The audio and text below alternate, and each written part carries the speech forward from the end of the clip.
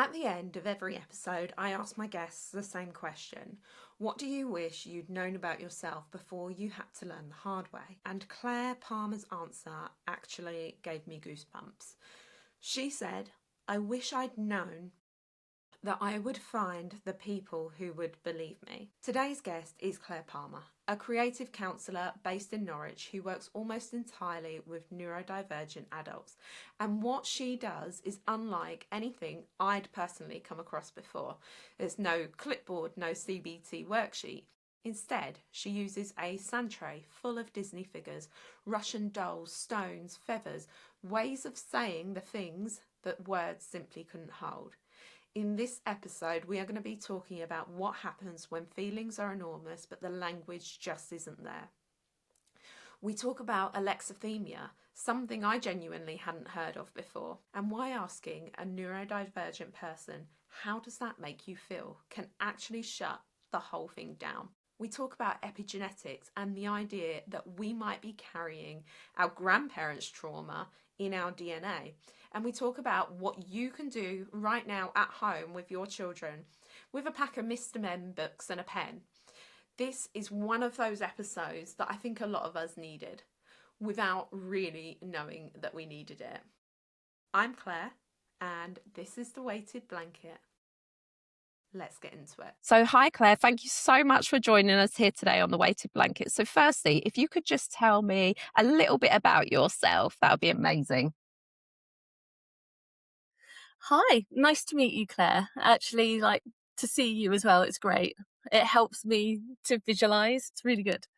So, I am a integrative, technically a psychotherapeutic counsellor. I just like counsellor. Short, neat. Yeah. I have a core training in the kinds of therapy that most people are aware of. So CBT, which is cognitive behavioural, psychodynamic, which is you go back into the past, you look at childhood and potential of repeating patterns in adulthood, and humanistic, which is if you think about a stereotypical therapist who just sits there and goes, mm-hmm, and then reflects back, and it gives a lot of validation and space. But being integrative, I create a framework for individual clients with them. So the therapy work I do is built around what each client needs. And with neurodivergent clients, that also includes lighting, no ticking clocks. There's fidget toys on my table. So I am more than just 3 types of therapy. And overarching everything is my creativity. So I work in a way that embraces our inner children, allows for the parts of us that in the past haven't been allowed to have fun or communicate their needs because they've been shut down in different ways. And creativity in my room is anything from using a sand tray and figures to look and visualize family narratives or past traumas, dynamics in relationships. I also have things like stones and crystals to sensory wise to represent people. I've got a whole shelf of Russian dolls because again, we look at parts of self. Yeah, so many. And inside out characters. Hi guys. When Disney came out with Inside Out, that was an eye-opener for so many of my adult clients. I only work with adults, but I'm surrounded by joy and toys. But Inside Out allowed suddenly there to be another way to express emotions and understand them. So I use the guys all the time. I think that's really interesting, actually, because you do think of Disney And when I've been reflecting on this actually through my journey, Inside Out has made it so clear and so obvious, haven't they, about these are the different emotions and this is, how they can interact with each other and all those sorts of things. But actually, throughout our lives, a lot of the films that we have seen and been brought up on, I do see sort of neurodivergence reflected quite a lot in these different films. Another great example, I think, is Encanto with Mirabelle. Like, Mhm. she isn't the stereotypical beautiful one. She isn't the smartest one and things like that. And over time, she's learning to sort of spot all these different traits and how she can fit into everybody else's life. But actually, what she uncovers in the end, she didn't need to change anything. Her power was actually seeing things almost before they happen, which I think is quite a common thing as well. When I think of Encanto, I also think about how it gives permission for, like, Mirabelle, like, she was able to stand up. She was able to sing, again, a creative method, like accessing a part of yourself that maybe wouldn't be heard.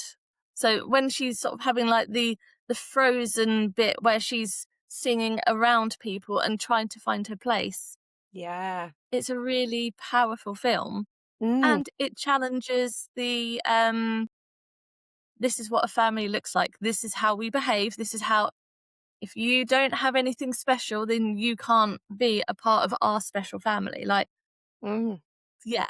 So that film yeah. itself, I really feel like challenges so many things and gives permission to children as they grow, and young adults and all adults. I mean, I work with an 80-year-old who has seen that film and gone, I can see my mum in there, and me, and my sister, and the family patterns that we were in, because I didn't know that I could be me. I had to follow all of these patterns.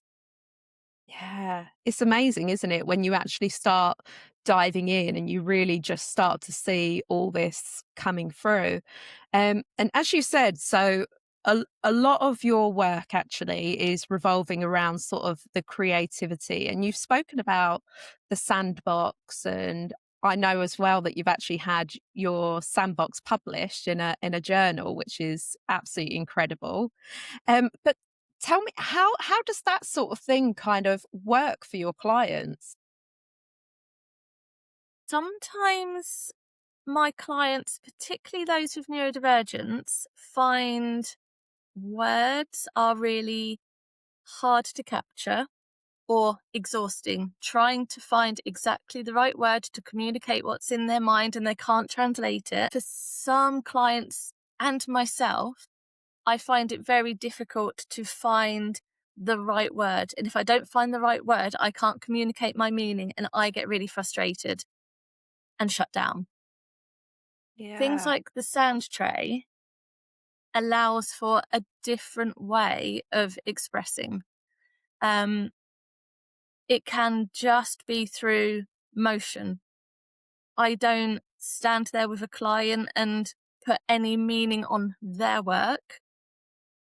If they just want to come in and they want to find an animal figure that represents mum, dad, brother, etc., and then find feathers or stones that create barriers, they're working something out for themselves. And when they get to the point where it makes sense and they're able to bring me into their world, I'm ready. But there's no pressure on them then.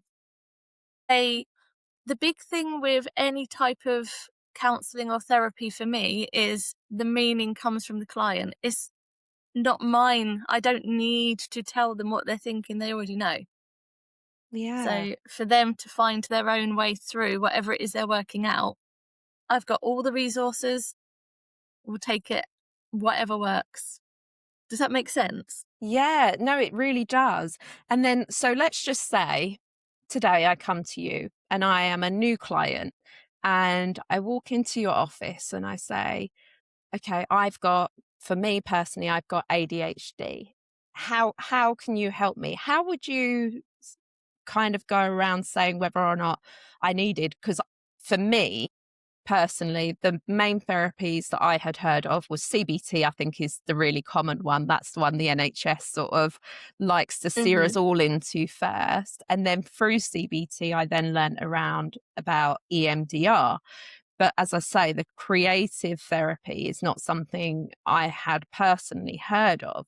So if I came into your office and I said, yeah, I've got ADHD, I'm looking for different ways to cope, which is usually, I guess, the first thing. We're all kind of getting a bit burnt out, or however it Mhm. might be transpiring.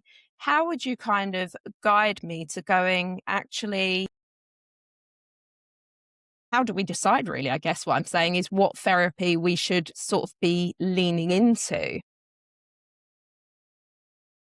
So my practice is very much as soon as you walk in the door, we're then into a relationship together. We will navigate together what works and what doesn't. So we don't sit down and, especially with neurodivergence, ADHD, we don't sit down in one session and go, this is what's going to work, because we don't know. I am really aware of masking, and some neurodivergent individuals, they are so used to masking. They can come in my door and they can sit down and they can be still, but underneath that, we're not there yet. We're not at the I'm burning out, I'm not okay, everything's meh. So usually the first thing we do is sit down, check on the lighting, see if there's anything that sensory wise I can accommodate, allowing them to connect with what they need, and introducing my big box of fidgets. I've got things from pain stims all the way to worry stones to the little popping bubbles, something for Amazing. everyone depending on their sensory needs. Yeah. So in terms of creating the therapeutic relationship, which is where the work happens, it starts with two people in a room. Can we Mm, be comfortable? And then I may introduce the more creative sides without a pressure to be creative. So yeah. I have clients who know I'm a creative counsellor, and we don't we don't access them for years, and that's okay. The invitation is all around. Mm, So it's very much, what is that person experiencing? Is it what they want to experience? Do they understand what they're experiencing? And yeah. sometimes ADHD isn't about changing who you are, it's about understanding what you need. 100%. Yeah. I really relate to that as well. And it's, yeah, I think that's so interesting, actually. So, in terms of the creativity, really unlocking something that we can't verbalize. And I think that's so interesting because, as you say, with the masking side of things, I think in my journey in particular, I've come into this and I have not even realized that I was masking for all of these years. And suddenly I've got this word that, the ADHD umbrella. And then as I'm looking into it and I can see actually how burnt out and kind of almost in a hole I am trying to, constantly create this perfect image of the working mum with her neurodivergent and trying to just hold it all together. And you don't necessarily always understand the impact of that, and to find the words for that is really hard. And I think people sometimes don't give themselves enough grace. I think it's just so interesting how this creativity side can just really, I guess, pull that out of them and just, yeah, I think it's incredible. So when someone sits in front of that sand tray, how does that look? Do you have sort of things around it that they can do? Or because I can see like your shelves are just filled with so many different things, or do they just go and they get what they kind of feel like and fancy, or how does that work? So I have a cupboard. It's almost like a wardrobe. On my TikTok, you can actually find a video where I've reshuffled it because I became overwhelmed with it all. So you can pull from TikTok what it actually looks like. But I if I will. grab one thing, I will demonstrate one thing. Lovely. Well, I have lots of baskets like this in a cupboard. So these are different figures from. All right, mate. These are different figures from Disney films. Yes. Now, I don't actually know who this character is because it's not important. I like his pose, his expression. So a client might want to be exploring extended family dynamics and their place within the family. So they may go, this is my brother. My brother can go over there. And the brother might end up being on the furthest right-hand side of the sand tray. Doesn't mean anything to my client. It's just where they've put it. Mm-hmm. And then maybe this is granddad. Like, I don't put meaning on my client's choices, but unconsciously, there's something that they're identifying with. So they can end up just with this box creating a whole tableau of their family. And then I may have some curiosity and I may say, is there a reason your brother is behind your dad? Is this something that reflects what happened in your life? And I may offer, how would it feel if you were to move them further back or further forward? What does that feel like within your body? So sensations, not feelings, not emotions at this point, just what does that actually do to your body? And a lot of clients don't put themselves in. So then I will invite them to find something to represent themselves and be interested about where they place themselves. So again, it's a literal out of the mind into a visual space to explore. And Fascinating. often we find a replay of previous trauma or experiences that they're not able to find the words to explain or share, but now they can move things. Yeah, so it's that the physical touch and being able to say, I guess, so if we moved your dad over here, how would that feel? Is that the sort of thing you mean? Yeah. Yeah. And does your symbol, who they've chosen for themselves, does your symbol need something? Is there something that would make your figure feel stronger or braver or whatever it is that part of them is missing? And some people will go and they will get a chair and they'll put the chair and then their figure on the top and build height. Sometimes they just need to bury someone in the sand and then it takes away a power dynamic, but it's giving autonomy. It's giving free expression and exploration, because if something doesn't then feel right, we can sit with, okay, so that doesn't feel right. How about we move them, we change them, we put them back? What do you need? When I say I don't go straight into emotions, there's something called alexithymia. Have you come across this? No, I haven't. So for some people, not just neurodivergent, but for some people, they find it hard to express or identify their emotions. So if I was to say to somebody, how does that make you feel? For somebody who isn't able to identify or pin a label on what this body sensation is, that invites a shutdown. Or they mask and they go, what should this feel? What have I seen in films? What do other people look like when they're happy, sad? Is this what I'm experiencing? And it's not them. So we work very slowly towards emotions. And for some neurodivergents, emotions, fine, I can name that. It's the feeling in the body. I don't feel my body. So all different directions. And when I say we are two people in a relationship, we're learning together how to communicate.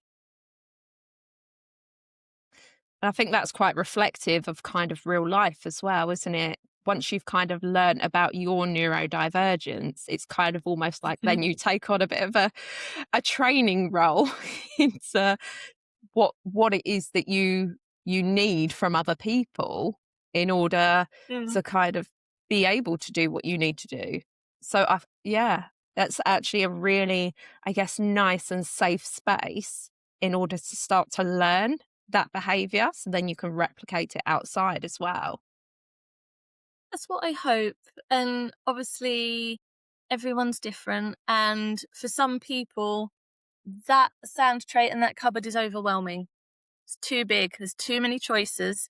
So I have a mini one. Let me see if I can just grab it. I have a mini one. Incredible. And this can sit on the little table between us. Yeah. And it's about a quarter of the size of my normal one.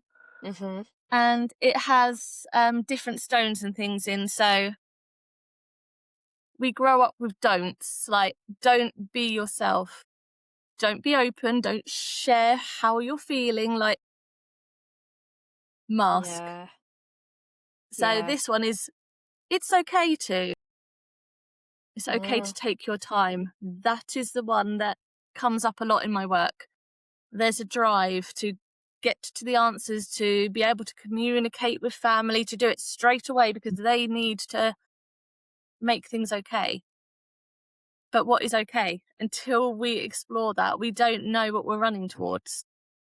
Yeah, that's so true, actually. I really love that because I think actually obviously I'm a parent myself now, but as a child, it was constantly, what happens in our house, it stays within our house. And, you weren't really allowed to go out and talk about those sorts of things. And if something had happened, oh, stop crying. Just stop crying. Why are you crying? And it might be, you're constantly actually as a child, well, this might not be the same for everyone, but that sort of thing is kind of reinforced. And actually, I even now, this is being very honest, have to catch myself with my children because I'm like, oh, they've fallen over. You're fine. Don't worry about it. Get up. Well, they aren't fine, are they? They've hurt themselves, and you kind of need to validate that feeling. And I think, I don't know whether or not maybe it's like even a bit of a British thing, actually. Is it something culturally we've kind of wound into sort of society of we're always okay, we're always fine, and how are you today? Yeah, I'm fine. Like no one then goes, are you sure? The amount of times that somebody says, and how are you today? Oh, I'm fine, thank you. How are you? It's just there are maybe, and maybe there's 10% of people that actually want to really know how you are. If they're a close friend or a therapist, like if there is somebody who really wants to know how you are and has time for you, I'm fine. I'm absolutely okay. That's not going to land and they're going to know. But 90% of the time, it's a politeness. It's same as, oh, this weather's shocking, isn't it? Yeah, it's really hot. Okay, have a good day. It's not real. No, it's that surface level. And I think actually as neurodivergent people, do you think we attach to those social norms perhaps more because it makes us perhaps appear more neurotypical or normal? I hate that word, but normal, essentially. I would say it's a fair split. I would say that I myself grew up being told, sit up straight, smile, you won't get a husband, and being told how to perform in a normative world, if you will. Mm, Didn't understand, because at that point I'm like, I'm just going to slouch it because I don't want a husband, ew. But things like that. And then the other half, I would say probably more autism, but takes things literally. So if somebody is saying, and how are you? They're taking that as, oh, this, and this. And then they're getting negative attitude from the other person because they didn't want to know. So for somebody who takes things literal, black and white, that is a really confusing interaction because they've been asked and now they're being shut down and they're walking away. And what was that? What did I do wrong? I unpick a lot of that with clients because yeah, why would somebody ask if they don't want to know? yeah. Yeah, and I think that happens quite a lot, doesn't it? I see it happening even like I think WhatsApp, this is a bit of a tangent now, but Mm. when you can see that people have read the message. And I think for someone with autism, that can be quite hard if they can see someone's read the message and they haven't replied. And sometimes it might even be a day or 2 days. And it's like, what have I done? And they're rereading their Mm. messages and thinking, what on earth have I done? Well, why are they now blanking me? Like, why? And it's really Yeah. hard to kind of put that all together, isn't it? And understand. And if you then add on top of that there may be relationship trauma in the past and they're templating over the top times when they have lost friendships or partners and they have no idea why, and so hypervigilance of, I need to understand, I need to reread every word, has it, all of that, it, everything crosses over and creates this horrible situation where a person can't win. I mean, I'm drawing from my own experiences here where I know better. I know that my friends are busy or my partner's at work. They're the immediacy of social media. Those blue ticks could arrive because they've had a notification, they've looked at it, they're going to answer it later. But I now see the blue ticks. Mm-hmm. And the that part of me that looks for reassurance or has rejection sensitivity, nothing makes that right. I don't get any form of relief until I know that I'm okay. They're okay, we're okay. And it goes really deep sometimes. Hyper state, isn't it? And it's hard to Mm. sometimes pull yourself out of that, even if like you say, they're at work or something, and there is probably genuinely something. Or if they're like me and they have ADHD and I read it and I think, oh yeah, I'll reply to that later.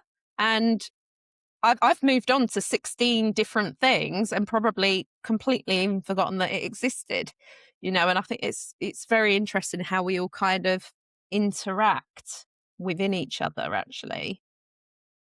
When I go back to one of your earlier sort of thoughts around how I first potentially start with an ADHD presenting client, part of that is me modeling.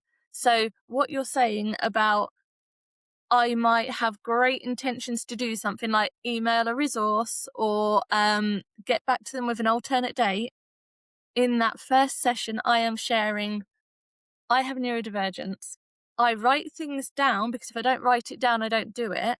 But you have permission to email me and give me a prod because I get distracted. I get lost in other things. I might have looked at the diary, but then something else has crept in. It's not that you are not important and what you're asking is valid, but the way my brain is handling the world, if I don't do it as soon as I need to do it, it's gone. So please prod me. Yeah.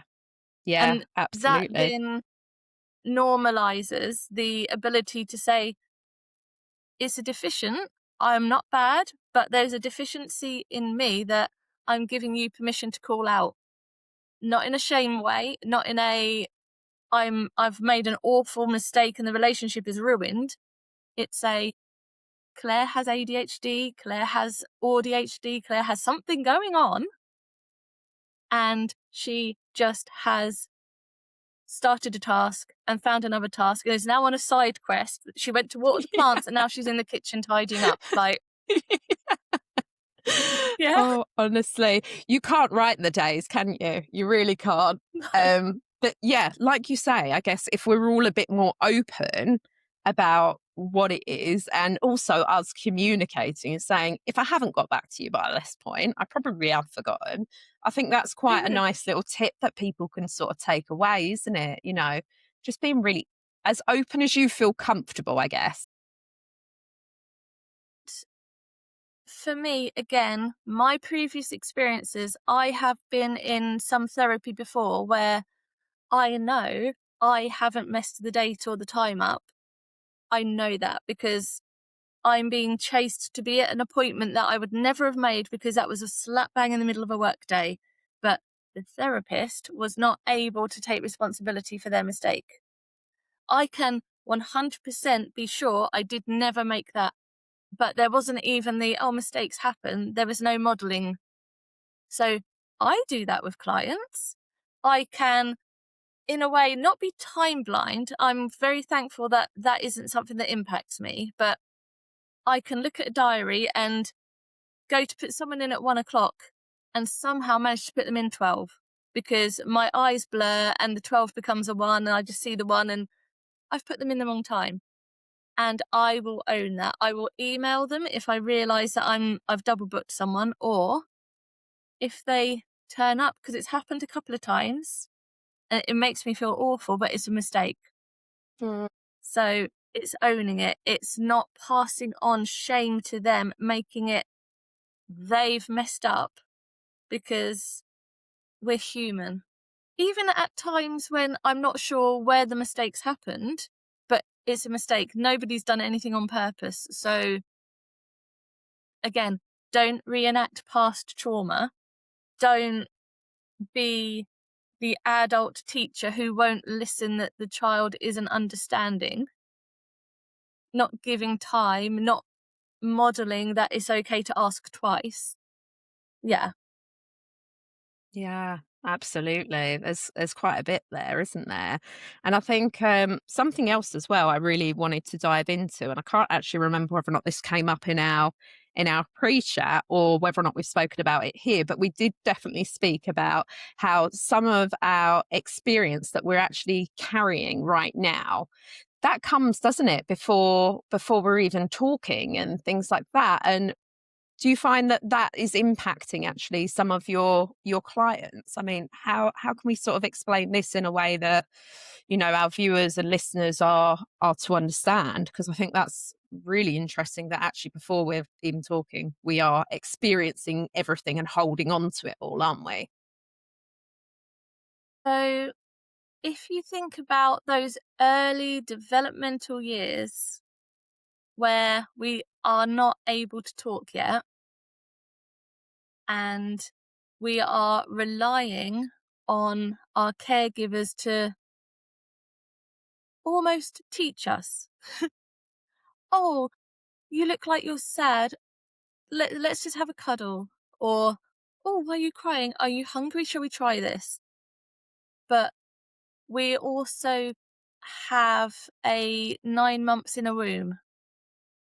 So in terms of pre-birth, pre-verbal, we are still 9 months in a womb, swimming in our parents' dynamics, the emotional, chemical state that our mother is in.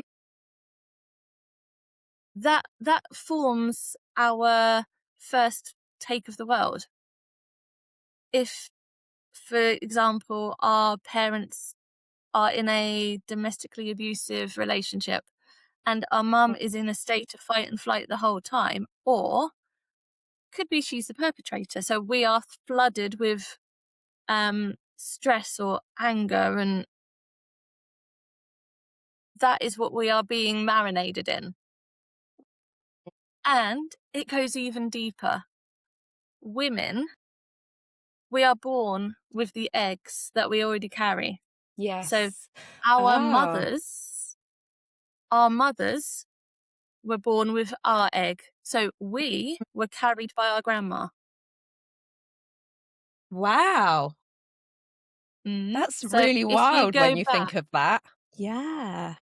and thinking of wars and rationing and the panic of needing to eat everything off the plate and Mm. disordered eating and how things like that now come about, it's not all linked to that. There are so many different causes, but when you think about our earliest experiences, Mm. if our grandparent was rationing Mm. or needing to sacrifice things, maybe a part of our DNA is then programmed to do that. Yeah. Wow, It's really deep. that's really deep. I had never even considered that actually. That's amazing. Do you know, has any kind of studies or anything been done on that? Is there any research? So, a lot of the research, and I'm not an expert in this, No, but that's it's fine. around epigenetics. Mm. So, if there is a trauma or a world event that has happened, so for us in our lifetime, the pandemic, Yes. that is a shared trauma. Yes. For grandparents or great grandparents, that would have been world wars, Mm-hmm. things like that. Yeah. The stress levels and trauma of that, epigenetics say there is an addition that gets added to our DNA.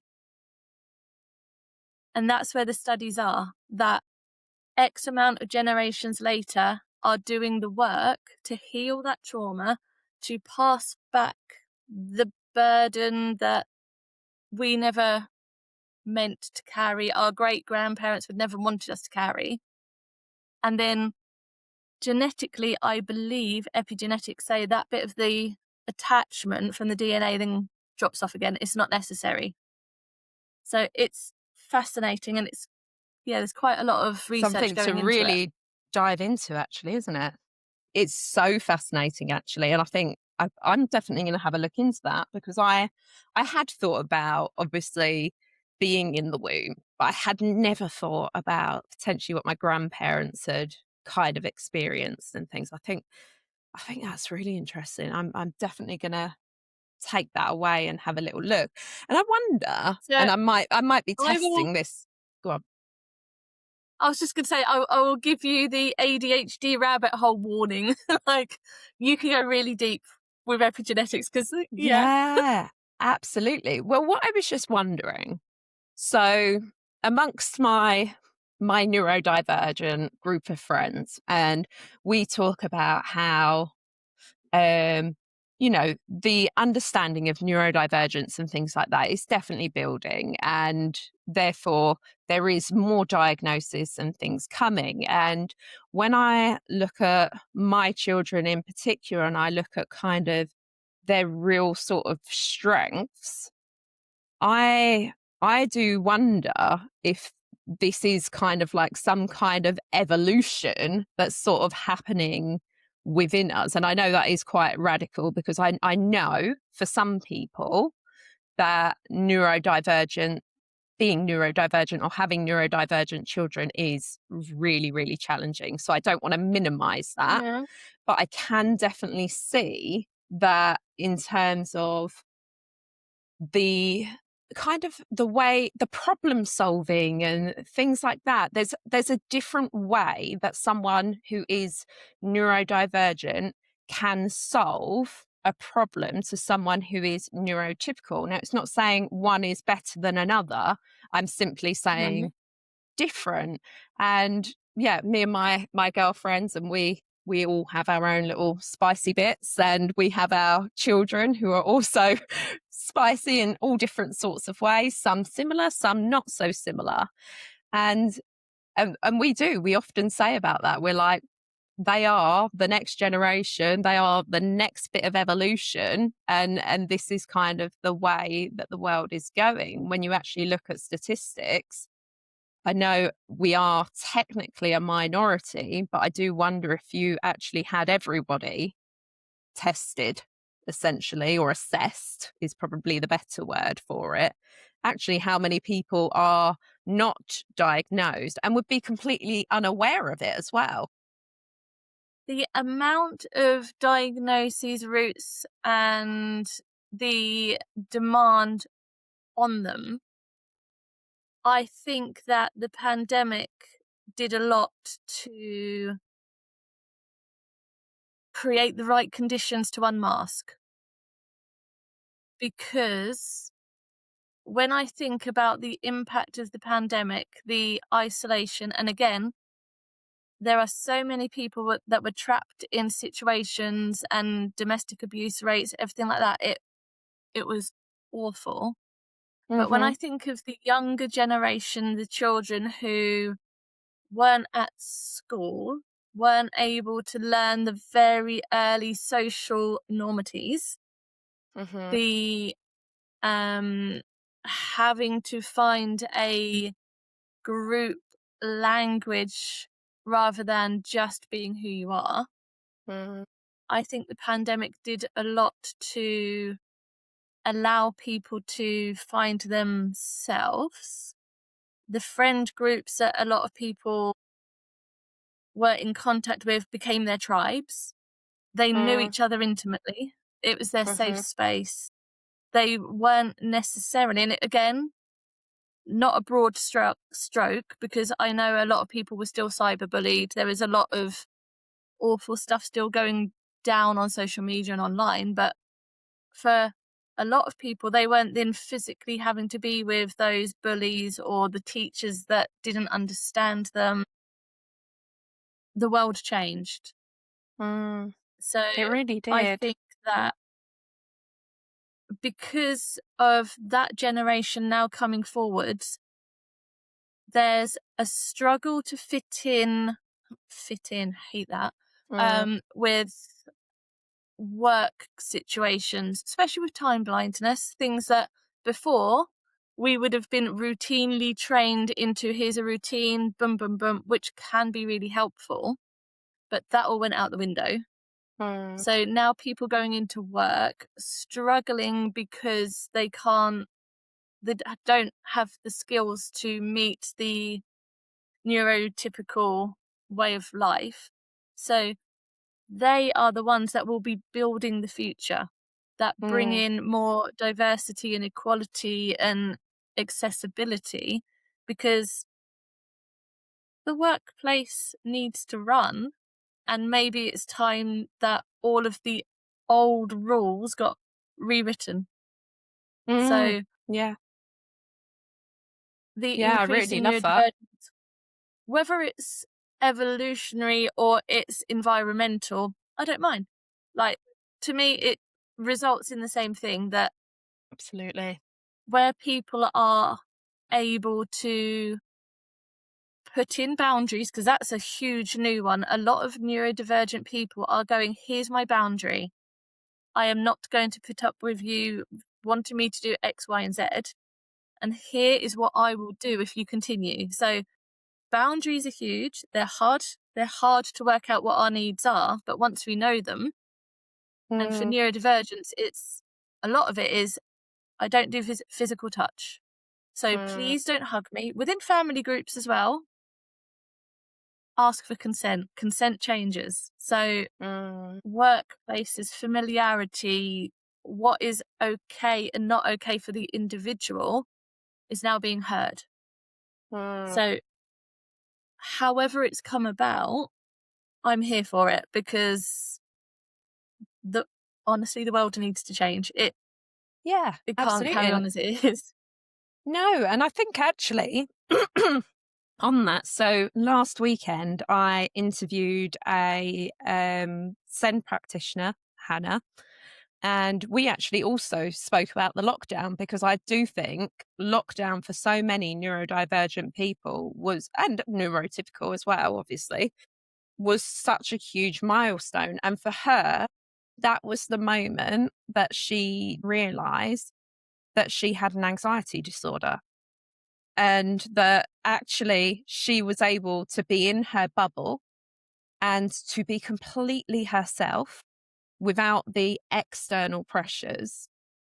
And I think, whilst I think we all recognize how difficult the pandemic was for so many people, actually, for some people, being within that pandemic, people like Hannah, she found it like a real safe space. But she also spoke Mm. about when the pandemic ended, the flip side of that was all that training that she'd done over the years, trying to, as we say, fit in to this very stereotypical, neurotypical world. She then found it Mm-hmm. really hard coming out to do things like go into a shop again, which she'd been training herself all these years to just go Yep. into a shop, pay for her things. But afterwards, that became a real struggle. And there were many more as well. But I think it's really interesting, isn't it? That actually that probably has really escalated the rate of diagnoses. Mm. Yeah, Yeah. very good. I mean, for me, anxiety, I personally, I have had depression for as long as I can remember. From a child, it's a part of who I am. I work with it. Anxiety was new.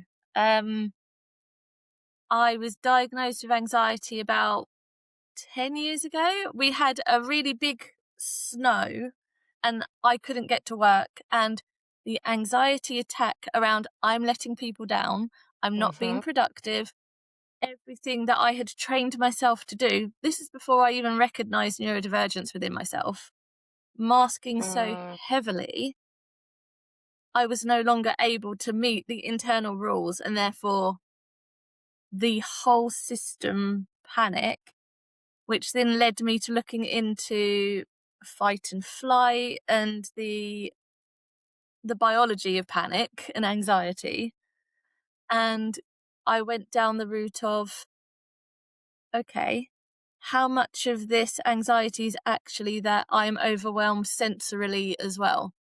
Because I'm mm, now in a house, it's loud, it's noisy, I'm not in the normal environment that I have learnt to adapt to. I worked in a care home. I was used to there being bells and machine noises and bustle. I had programmed myself to cope with that. And suddenly I was in a mm, house where it was an electrical buzz of a fridge, or it yeah. was the odd car going past. I couldn't cope with this change in sensory. Mm, And even now, I become so overwhelmed, but I feel panic before I can identify which one of my senses is being triggered. mm. So So around about 10 years ago, you're working in a care home. So you're still very much in that help, support, and all of those sorts of things. What was it then that made you transition from care home into the counselling sort of role? so when I look backwards, Mm, again, I can now see with hindsight the neurodivergence and the burnout. So I was bouncing between a care role or a shop role. So I worked in the Londis, then a nursery, and then a charity shop, and then I did domiciliary care in the community. I was managing burnout without knowing I was doing it because it was different sensory things like public facing, having to talk to people, and then one on one, a different type of environment. And I would manage 2-3 years, and then I would reach the point of, I'm bored. I was burning out, but that was how I made sense of my experience. yeah. When I was diagnosed with anxiety, I went to the doctor. I was a complete mess. And they gave me a list of counsellors to go and see. And before I moved to Norwich, I lived in Colchester and I'd had Hmm. long-term therapy with someone who saved my life. I'd seen him since I was in my 20s. And when I moved to Norwich, I had to leave him behind. I went back to him for one session when the anxiety got to the point where I didn't feel safe. And he was able to help me fine-tune what sort of therapy would be helpful. So he was psychodynamic. We did a lot of analysis. He suggested integrative. So as I am, finding somebody that can mirror back, give me space, understand repeating patterns, but also that little touch of, what do you need? Not, I'm going to be the expert. It was you're the expert. What do you need? So I had 2 different experiences of therapy, both of which were extraordinarily helpful. And I realized that if I trained, one, I would find out more about myself, because the first year is heavily self-development. I, again, neurodivergent, I needed some rules. I needed guidance to direct me in the right way Yeah. to go Absolutely. deeper without spiraling. I still suffer from high anxiety and flashbacks sometimes, and I needed something that was a safe way to do it. But also, I then wanted to be the one that could provide a space for other people. And I work with neurodivergence and self-harm. They kind of go hand in hand for a lot of my clients. So I wanted to provide a space where they could talk about self-harm, suicidal thoughts, without having to mask, without having to panic that I was going to go off and panic and do safeguarding when it wasn't necessary. There are times when absolutely it's necessary, but not as a kick reaction that shuts people down and stops them from getting the help. So that was what drew me into training as I did, because it saved my life. And that counsellor in Colchester, John, bless him, thank you wherever you are, he said to me, self-harm isn't bad and you're not bad for doing it. That is what changed my trajectory. So it's something that I carry. Yeah.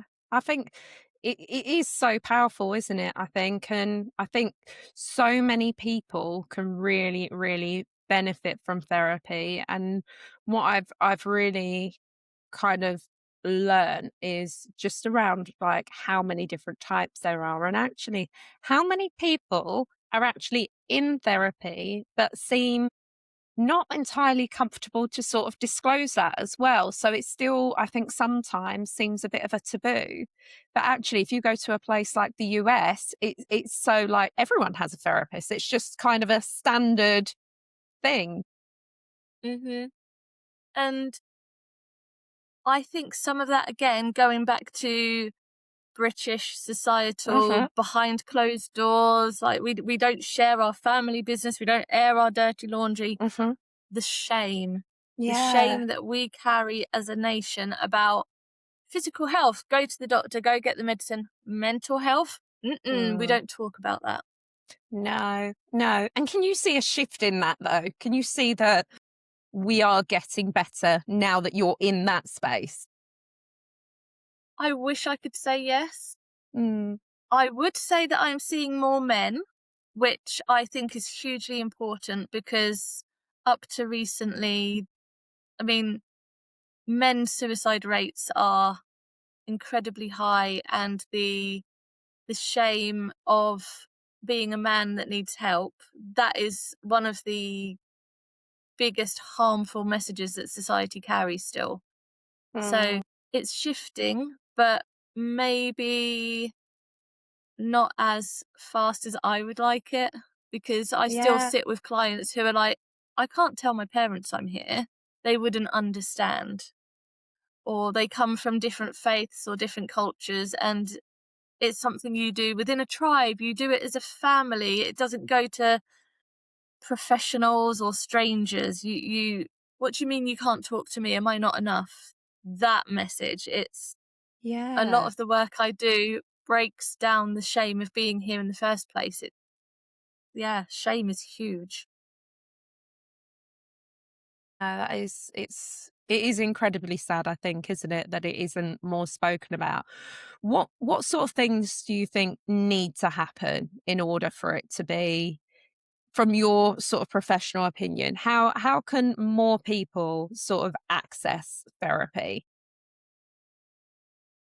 So we are really lucky in Norwich. We have a lot of low cost or free counselling providers and charities, but the government is cutting a lot of the funding.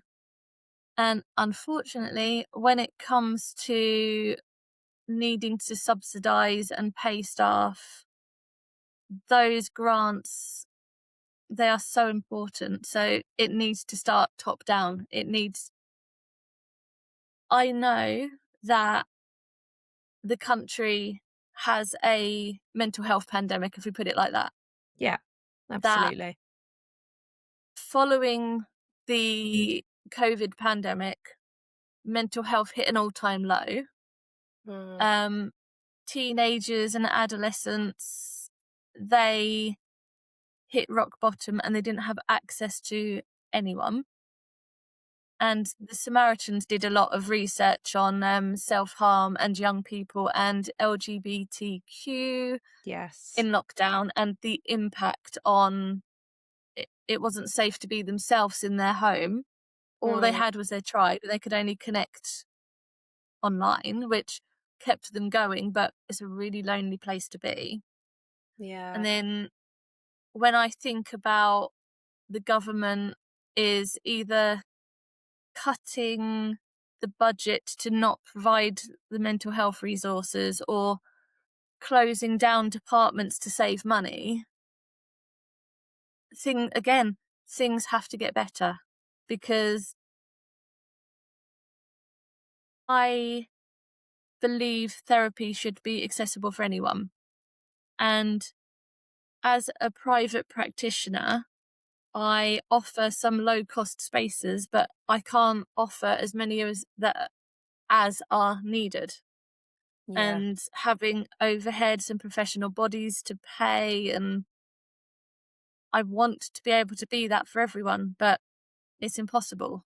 Yeah, it's so challenging, isn't it?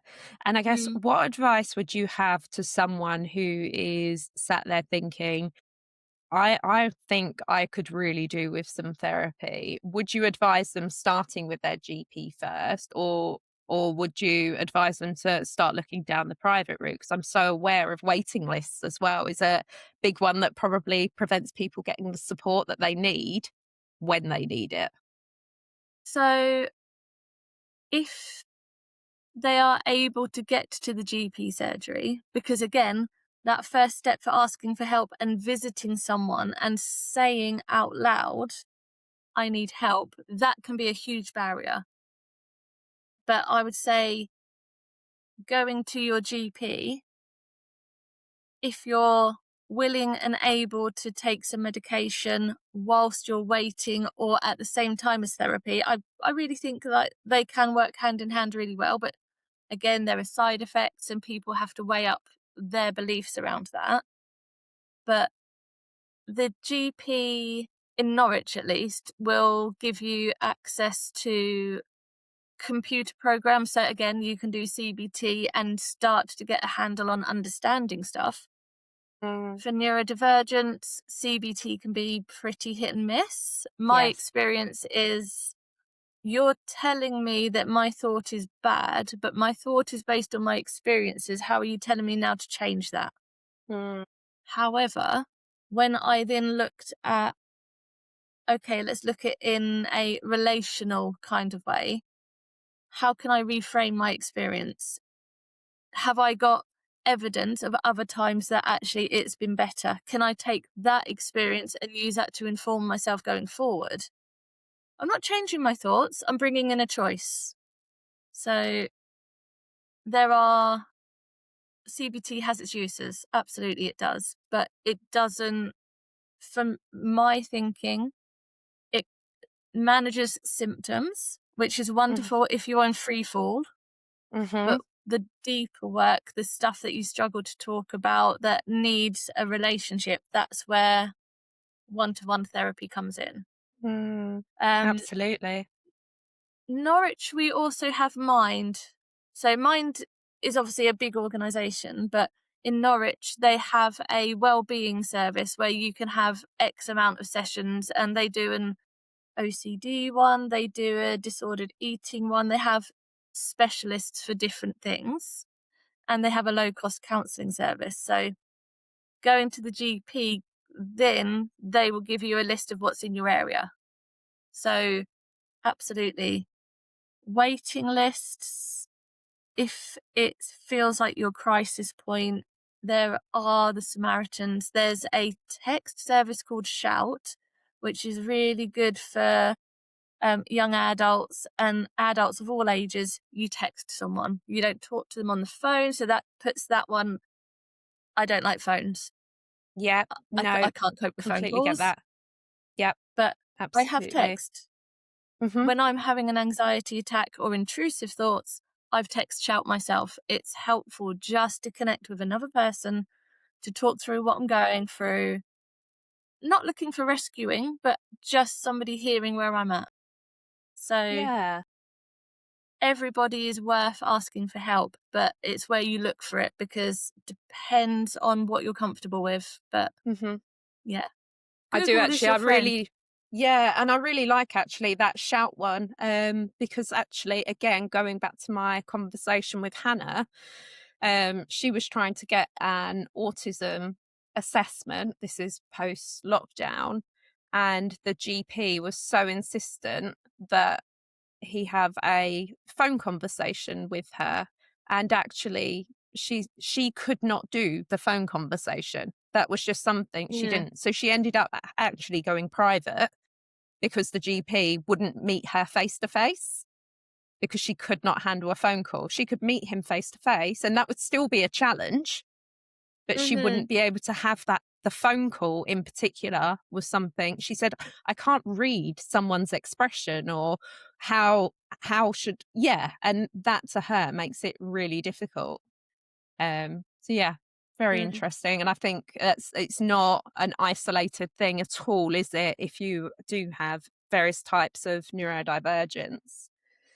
Uh, I was just going to say, I would really love to touch on something else. And I think hopefully in the future, we will really dive in on this in a much deeper way. But we've spoken about how neurodivergence can come from, perhaps trauma and things like that. But actually about how can trauma itself actually form neurodivergence, do you think? so if I go pretty black and white in my thinking, Mhm. I think neurodivergence is, blanket term, a brain that is wired differently, whether that Yes. is dyslexia, OCD, ADHD, autism, Mhm. and trauma itself changes the brain. Trauma has an impact, it has a physical effect on the neural pathways, which is why I would say trauma itself is a neurodivergence. Mm. However, with therapy, with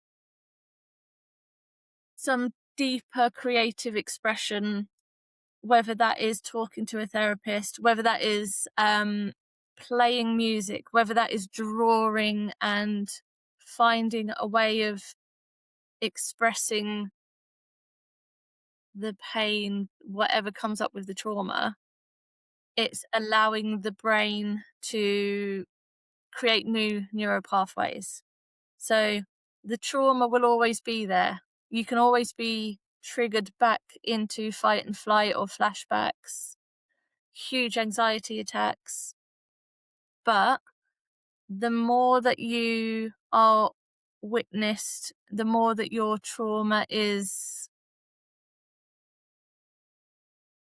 held and understood and healed from. Because a lot of time, trauma happened because of how our childhood and our environment stuff how we are brought up impacts how we process the world when something happens. So two people can be in a car crash. One can process it just fine because they've had an upbringing where challenges and emotions are spoken about and they can share how hard it was, and in that moment the neural pathways doesn't create a trauma.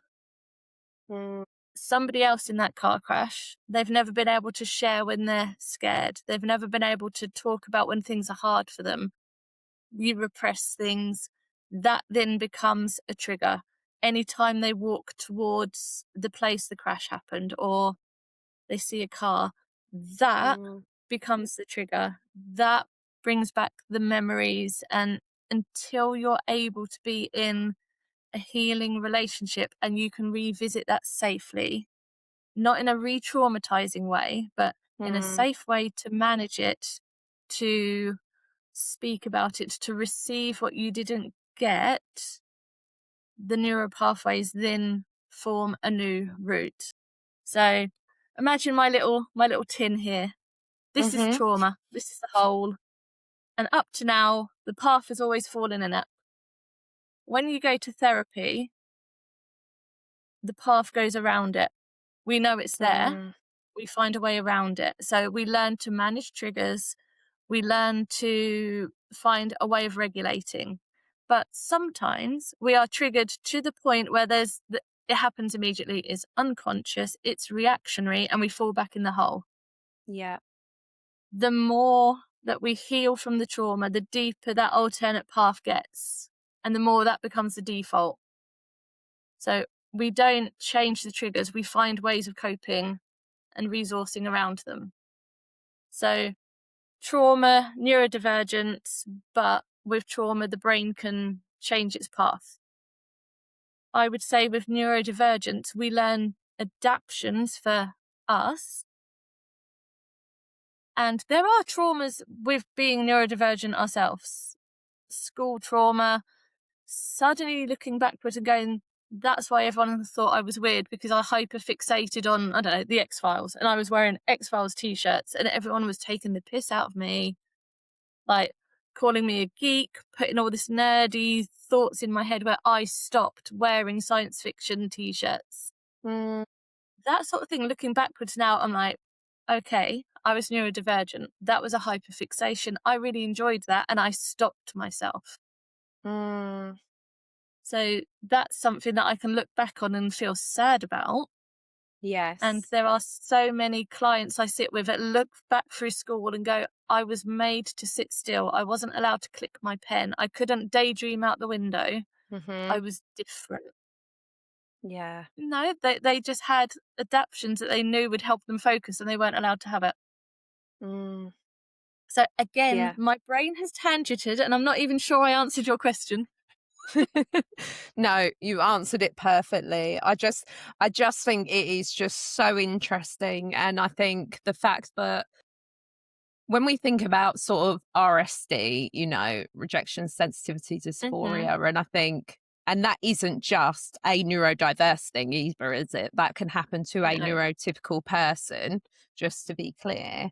But I feel like, you know, as your example with your science fiction t-shirts and things like that, like that in itself can become really heavy within that space. And to someone else that, you know, they weren't neurodivergent or they had that sort of safe space, they'd just be like, yeah, okay, so what? I love sci-fi.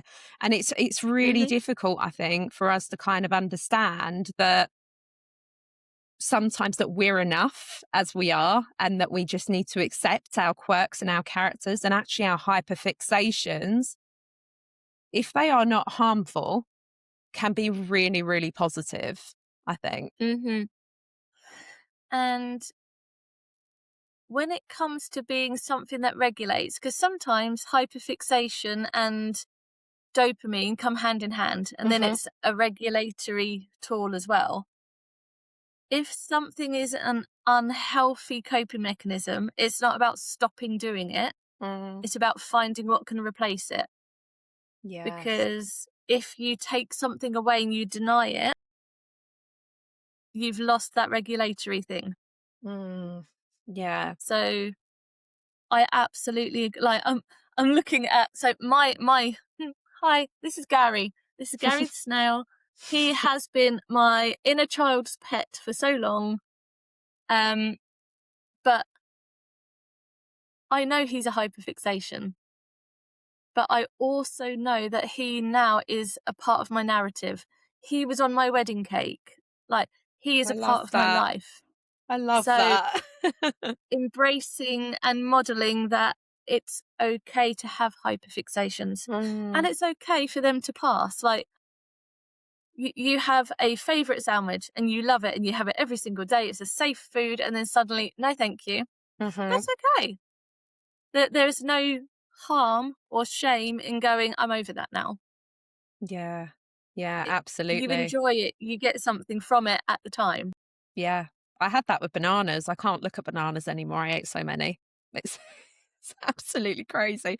I think like I probably ate like like 4 or 5 a day, like for years, years and years. Now, even seeing a banana, the smell of a banana makes me feel actually quite sick. But yeah, I had to move on from that one.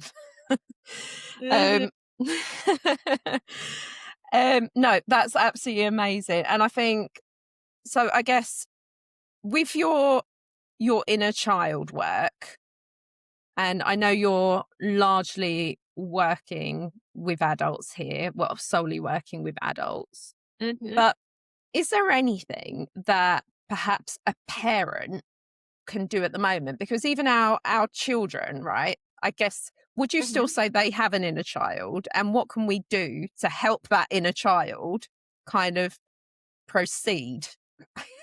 Yes. So, play. Like, Yeah. it's the simplest thing. I don't know if you've heard of Dixit cards. Have you heard of these? No, I haven't.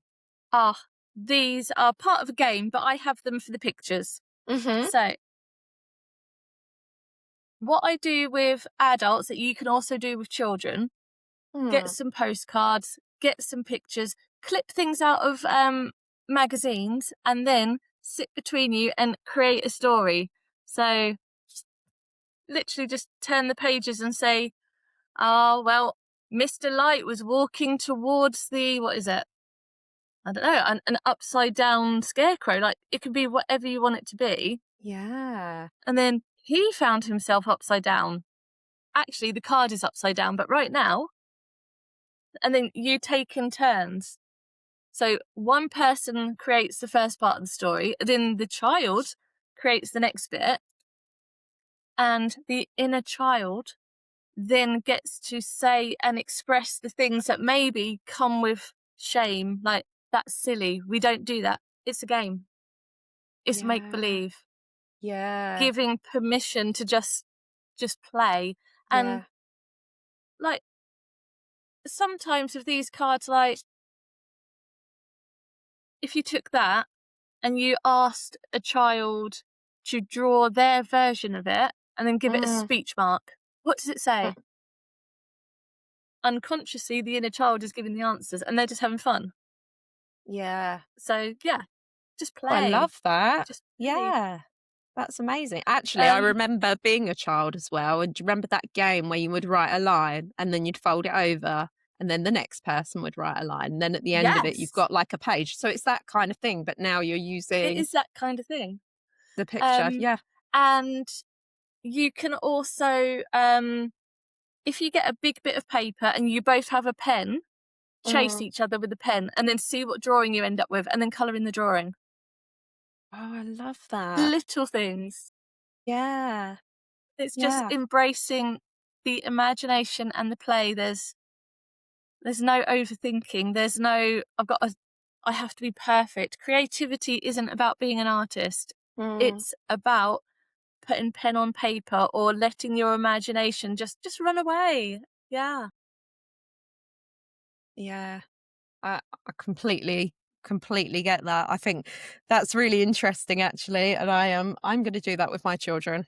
I absolutely love that, and yeah, I think they'll really enjoy that, particularly the chasing around the pens. Hmm. Like, I can see that getting a bit competitive as well in my I mean, house. They there I'm it might be that some of your listeners and viewers have a collection of Mr. Men books. Yes. Yes. Just use the covers, shuffle them up, and then create the characters in a storyline. Mm, Just like forget what's written. Let the two of you, the child, the parent, the family, just create something between you. It's beautiful.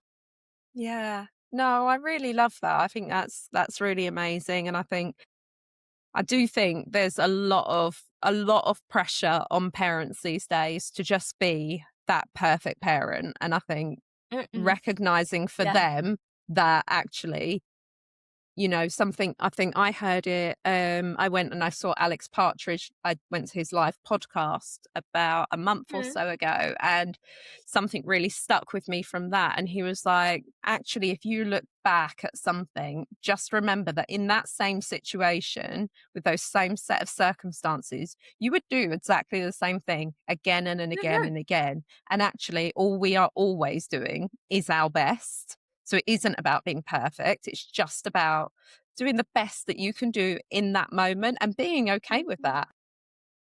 Yeah. And if you then bring that into sort of the therapy landscape, if there is regret, if there Mm, is, you're looking backwards and you're going, I wish I hadn't done that. Look at what's happened now. mm, Absolutely. If you were back in that time with the same knowledge you had, you couldn't make a different decision. That was the decision you made. But now, if you're faced with the same decision, you can practice, you can think about what you might say. But again, with my neurodivergence, sometimes what's in my head and what comes out my mouth, two completely different things. And I it think a can lot cause will relate. problems. Yeah, I think But I think we relate.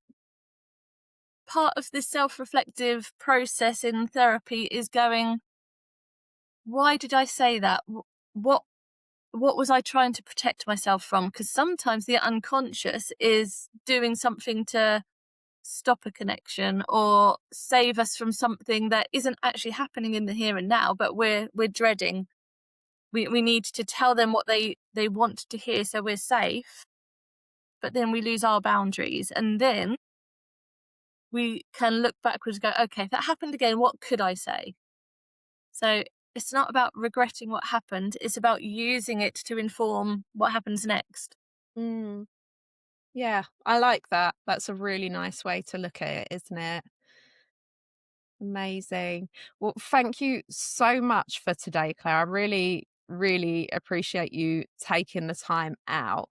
I am finishing every interview with a question, and that is, what do you wish that you knew about yourself before you had to learn the hard way?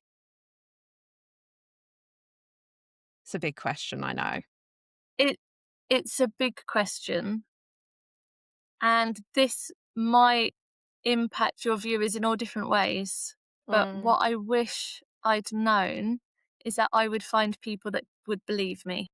mm, So the stuff in my trauma that I've carried for so long because I couldn't tell because nobody would believe me. The right people do. That's yeah, what I wish I'd known, that I'd done this healing journey 20 years ago. yeah. I really love that, actually. It's given me goosebumps, that, actually. I think I think probably a lot of people will feel that, like you say, in so many different ways. So many different ways. And I think, yeah, thank you so much for today, Claire. And I hope we will be speaking again very soon. And Claire, if people want to come and find you, connect with you, just let me know. How can they do that? And we'll put everything in the show notes for them. Okay, so I am based in Norwich, but I do work with adults online across the whole of the UK. So if there's somebody who wants to come and work online, I have so many ways of using creativity online too. So my website is clairepalmercounselling.com, and you can email me on cpcounselling at protonmail.com. And I have a TikTok, which I believe is Norwich Creative Therapy, and that is inner child. Most of it I'm unboxing and getting dopamine, and it's a lot of fun. So yeah, Lovely. just reach out even if you have questions. Amazing. We will absolutely put all of that down in the show notes. Thank you so much again, Claire. Thank you.